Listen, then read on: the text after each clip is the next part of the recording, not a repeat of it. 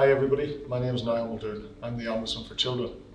And my job is to promote and protect children's rights. And I'm speaking to you today and delighted to be speaking to you as part of the Baboró Festival. This is our second year involved with it, and we're delighted that in Galway they have such a great festival to look at children's art and theatre and culture. In COVID-19, through the lockdown since March, you children have done a great job.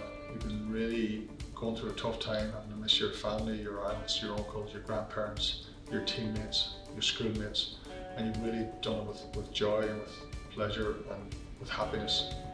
It's great to have you back in school. I hope that's going well for you.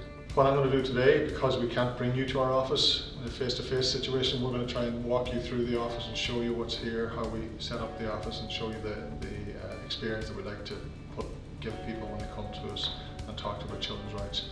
We're also then going to lead into a workshop, a small workshop that you can do online. We wanted to show you a few of the places where we've just totally refurbished.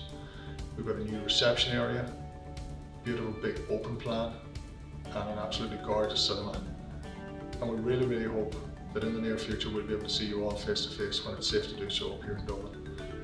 Enjoy the festival and good luck.